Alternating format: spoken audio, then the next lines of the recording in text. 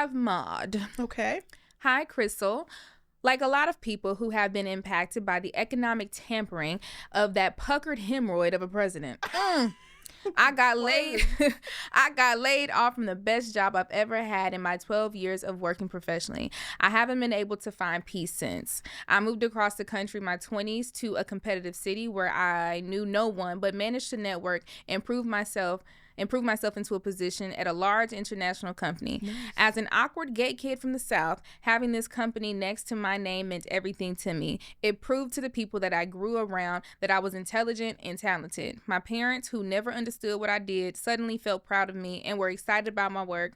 As embarrassing as it sounds, for the first time in my life, people actually found me to be interesting. Aww. On top of that, the pay was probably the highest I'll ever make. The benefits were actually beneficial, and my husband and I were even able to buy our first home with a reasonable commute from my office. Nice.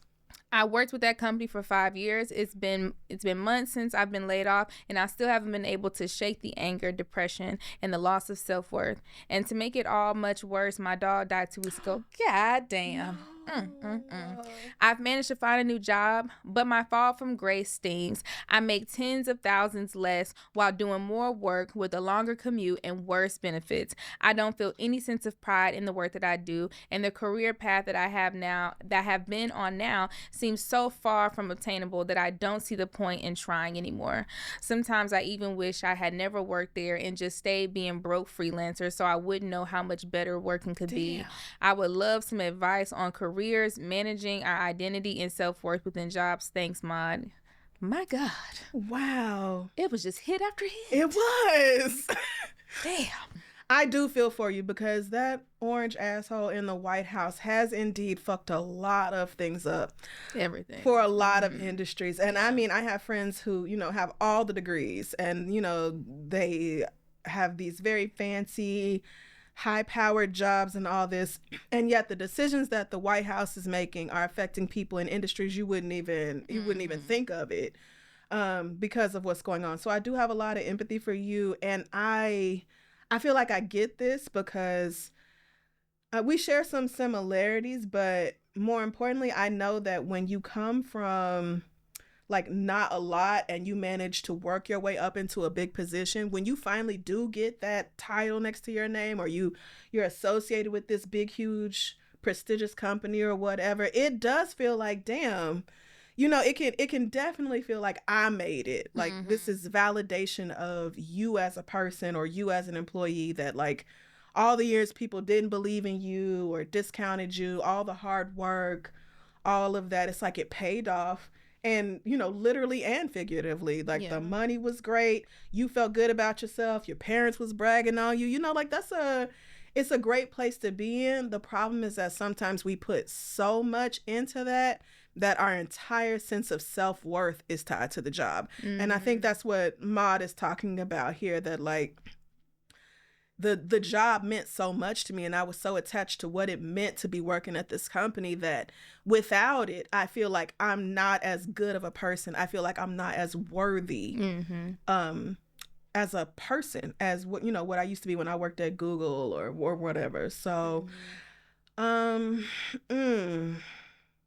tragic. This is hard, especially because your parents also, it was like they never understood what I did. They never really got me. And suddenly they're proud of me and are excited about my work. Because it's like, damn, I had to have this job at this company for my parents to pour into me like that. Like, that's hurtful too. Because now it's like, damn, that y'all don't have, if they stopped, telling you, oh, we're so proud of you. Or they stopped bragging about your accomplishments. Like, damn, y'all really... It's like y'all don't have nothing nice to say about me unless I'm working with this company. So I feel for her because this is a hard place to be in with, not having the prestigious job, making much less money. And, it's like, damn, I kind of wish I never even knew what nice things were like because now I'm back down here in the trenches. Yeah, it's pretty rough. And it's like, I mean, not to be shady to your parents, but I do feel like your parents need a quick whack because it's like...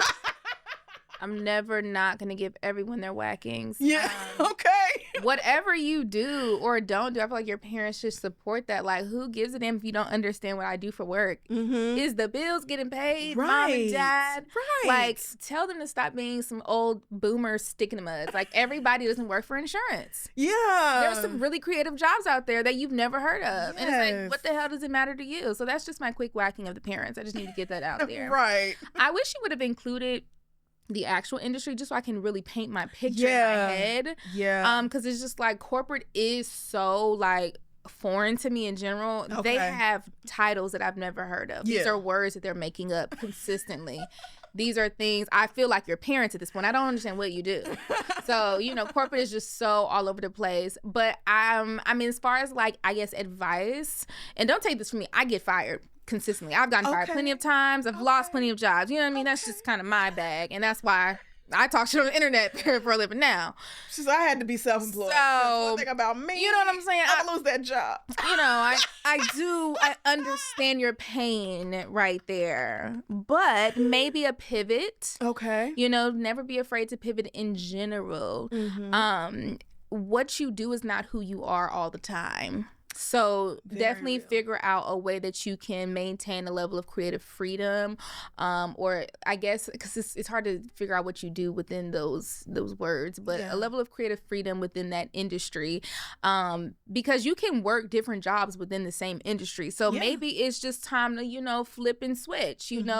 Maybe it's time to look elsewhere. Maybe it's time to completely throw all that away and become an actor.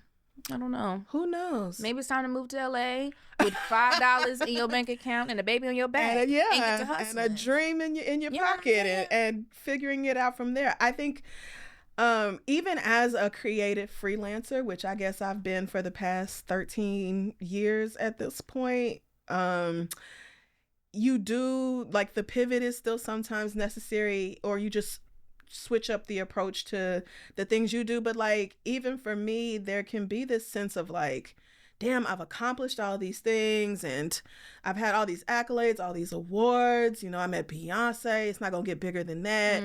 So it's like, now what? Like, what else is there? What else am I supposed to be aspiring to? Like, what else matters?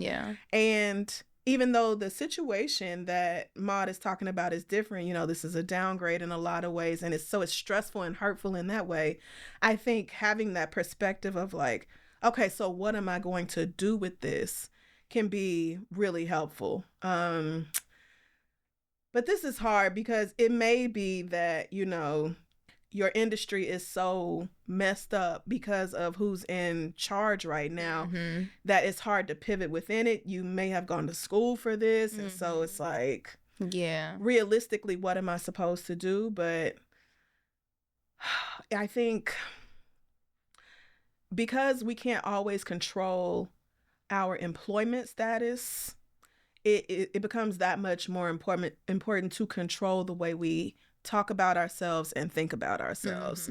So like, when everything is at its height and you're just at your biggest heyday and everybody loves you and it's just constant applause and all that, it's very easy to feel like I'm a good person because I've done all these things. No, you're a good person because of who you are.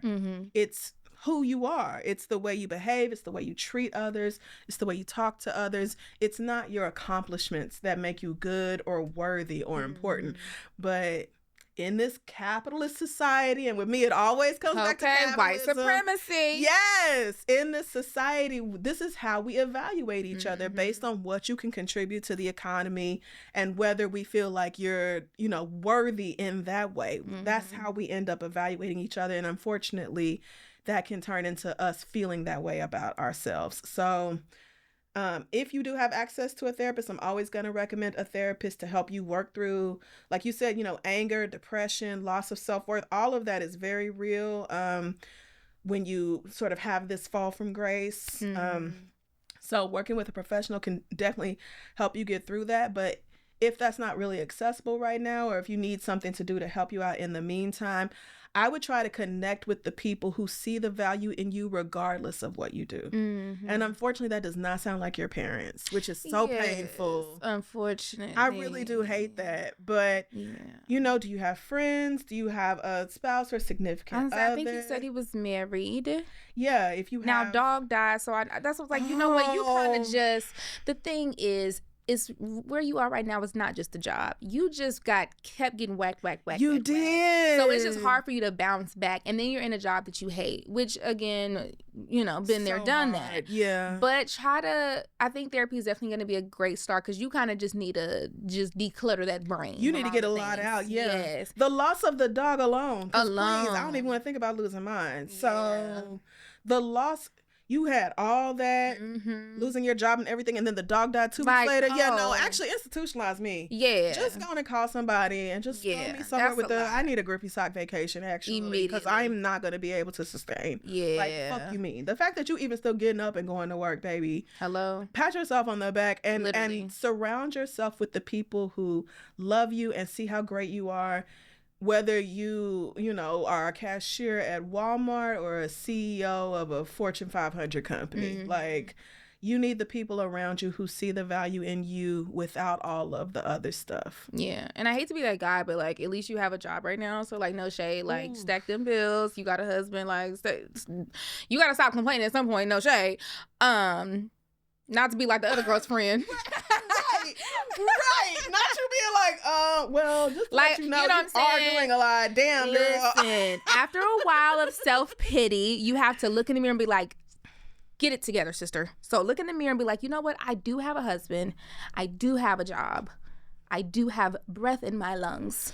Today I'm going to make a pot roast. And I'm going to sit on that couch. I'm just going to have a good day today. Yeah. Let's have a good day today. Yes. I think the way that I would phrase that is like taking note of the things you are grateful for.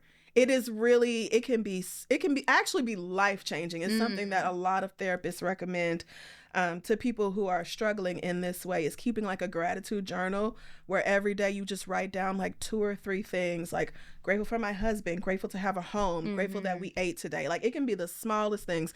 Grateful that, you know, I'm wearing my favorite pair of drawers today. It could be anything, but keeping note of all of the beautiful things in your life written down somewhere to where you can go back and re-reference it, or you're just keeping it in mind, can help when we are in a place of like beating ourselves up for what we feel like we don't have. Sure. I feel like that's what you said. That's what I was saying. Yeah, that's what I was. That was yes.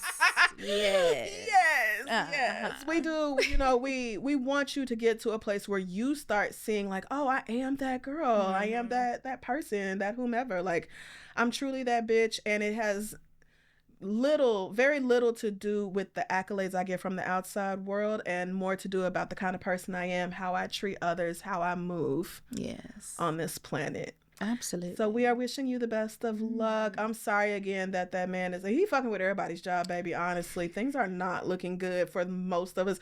Do you know how much? Please don't get me started on. Let's just wish the inevitable happens soon.